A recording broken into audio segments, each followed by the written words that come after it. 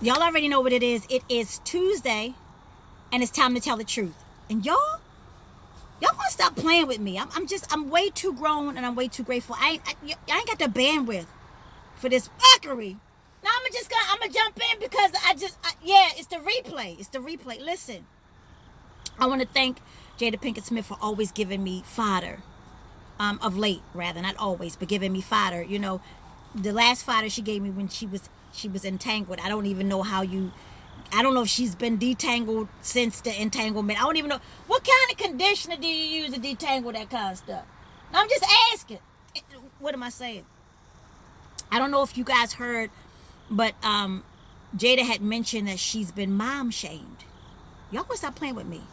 I'm just gonna unpack this real quick, and then I'm gonna just keep it pushing. She's been mom shamed.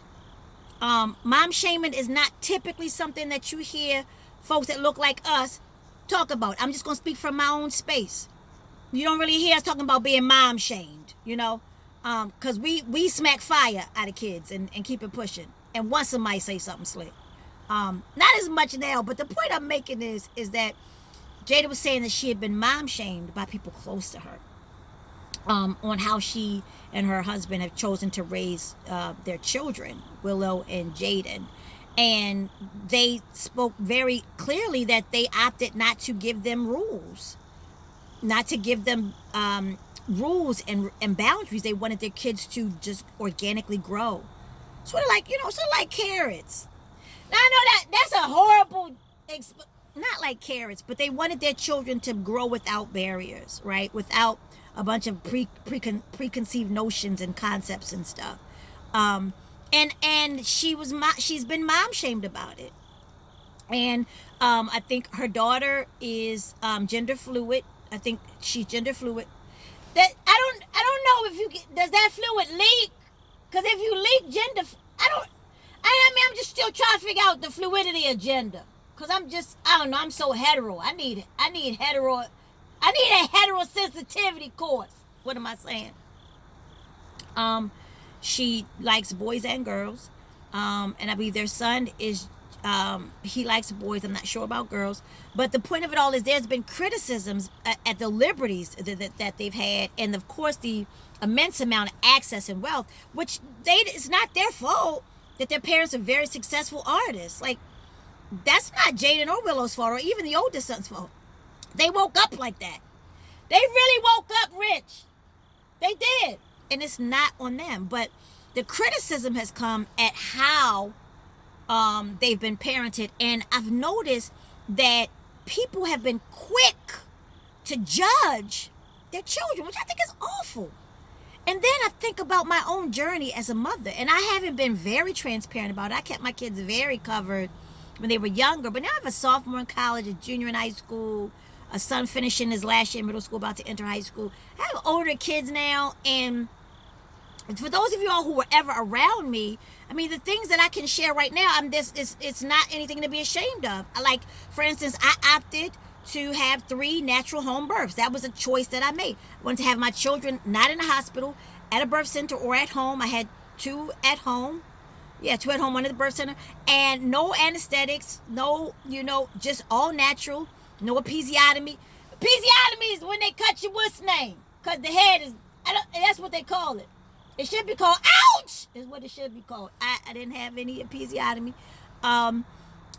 No C-section, none of that. And I opted to have 3 natural home births. And even beyond that, I opted to breastfeed for a year. I breastfed all 3 of my children for at least a year.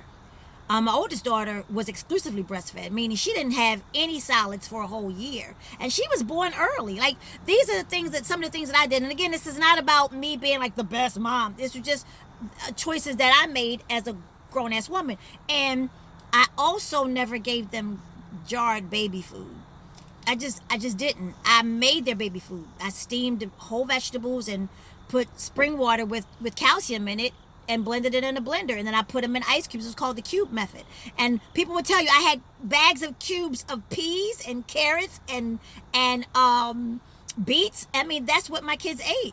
And I even made their rice cereal, homemade. So that was just stuff I chose to do. And then even after that, I stayed home for the first nearly 2 years of each of their lives. There's 3 kids, at least 6 years of my life, I stayed at home. So as an artist, as a working comic, who had done some spots on television and on the road, I stopped everything to be a mom. And I don't regret it for anything. And so it's amazing to me to hear that our people are now taking on behaviors like saying that you can mom shame someone. You can criticize how a mom raised her children. I volunteered in my kids' class, all of their classes, for years. I was a classroom mom. And this isn't, again, this ain't me talking about it like, ooh, I did all. It's just when you start trying to mom shame a person, you got to look at the history. And the history suggests that I was very active, extremely active, unapologetically. And all the way up until my kids said, Mommy, can you stop coming in the classroom? I still have principals' phone numbers that I can call to this day if I need resources. Like, that's just the kind of mom I wanted to be. And yes, it did change how my career went, because I felt in my spirit, you don't get a do-over. My mom was very present. You don't get a do-over. And I'm sharing that to say, how is it then that when our intentions are so pure as mothers, stay with me, I'm just going to unpack it real quick. When our intentions are pure as a mother, how then does it become just reimagined as your kids get older? People start to reveal to you that they didn't really agree with your parenting style, that they thought you did things a little bit, differently, spooky or like hippie-ish, and, or you gave them too much and you did too much. And then it's not just people, but then sometimes as your own children mature, they start to shape shift on you. Like they start to have their opinions about what kind of mom you are and feel inclined to share. Where they do that at? I wish I would have told my mother, Mom, I don't like how you, what? What am I saying? Mom shaming comes in all variations. Outside forces, strangers, people very close to you, and even sometimes your own children or even their father. They'll have things that they say about you that you're just not that good. You're not good. You're not good. And it's amazing to me, because you think about women who just didn't have the opportunity to stay home, that had to go back to work. That wasn't my story. I was an artist, so I was able to stay home. You think about women who wish they could be home. You think about women who loved their work so much that they opted to put their kids in childcare early. No judgment, because they loved what they did and they were good mothers. And you hear people shaming them about, you went back to work? You went back to work already? Oh my gosh, you went back to work? Oh, who does that? Women who have a life. Women who have a life goal, a plan. And so it's this weird conundrum that we're in, especially in this season, because we have the audacious desire to actually have a life. I'm talking about mom shaming, because y'all, it's Tell the Truth Tuesday. I'm blown away by women who have nothing outside of their children. And it's no indictment. I'm just blown away by the concept, because I came in this world as a whole being, right? And then I procreated with who their father, who was my husband at the time. Heavy on the was at the time. And no, I had to make it clear that I was married when I had those children. Heavy on the was, as in past tense. So, but so in all of that, it's like, I had a whole life. I went to college. I left graduate school to be an artist. And then when I knew that I was going to be a mom, when it showed up, because I like that what's name, I was like, okay, I'm going to do this. I'm going to do it. And I don't have a lot of precedent about breastfeeding and home birth and natural food and a lot of, my mom worked 2-3 jobs. My mom wasn't able to be in a classroom. Now, she did go on field trips, but the things I was doing, I didn't really have a lot of example, right? So, but what I did have, and again, this goes back to mom shaming, I had a history of women who did the damn thing. Had a great grandmother who could cook from scratch, right? That cooked pineapple upside down cakes in a cast iron pan on top of the stove. I don't know how she did it. I had a great grandmother whose house was spotless. You hear me? Her alley was so clean because she swept her alley every day. I had a great grandmother who grew her own vegetables in her row house backyard. I had a grandmother who told me, when you wake up, As soon as you get up, if you're not going back to bed, make your bed up, because if your bed is clean, then it makes the whole house look neater. I can't get nobody to talk back to me. Don't nobody get... I had a grandmother who would cook Sunday dinner on Saturday. Come on. I had examples of mothering to cook the Sunday dinner on Saturday night so that we could have dinner after church. I can't get nobody to tell the truth in here because don't nobody know about cooking on Saturday no more. I had a mother who could make meals out of nothing. You understand me? My mother used to take scrap. She would make something called pork chop suey. After she would cut up a piece of pork chop to stretch it. Ain't nobody talking back to me. She would take 2 pork chops, chop it up so small, and stretch that joker, put it in some noodles and soy sauce and onion, and she would make pork chop suey for me and my sister. I can't get nobody to tell the truth. What am I saying? I come from a legacy of women who know how to get done. And so I poured that same sentiment into my children. It's one thing to have gifted children and talented children, but you don't want to put those gifted, talented children out here in the universe with no character and no humanity. You don't want to put an entitled asshole out here, and that's what we have inadvertently started to do because we give our kids so much because we love them. And we want them to have things we didn't have. We give them access to things we have access to. And all the while we're thinking they're going to appreciate this someday.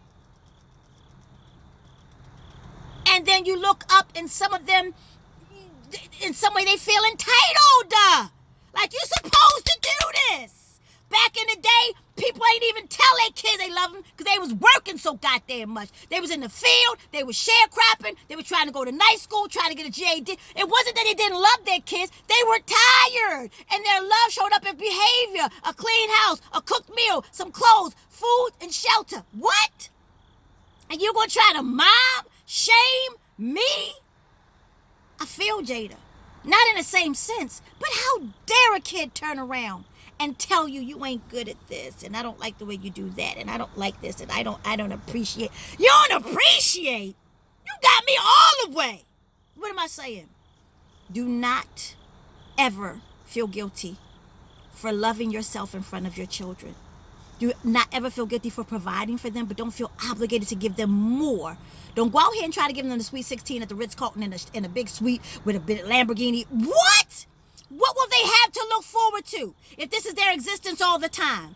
What will they know about work ethic and character and being deserving of something? What am I saying? I don't want you women to ever get to a place where your entire existence is your child. Because then when those children leave, and they will, because that's what they should do if you've raised them to go out into the world after they've left high school, go to college, go do whatever. But if they leave, when they leave, what you got? Baby sis, what you got? A bunch of pictures.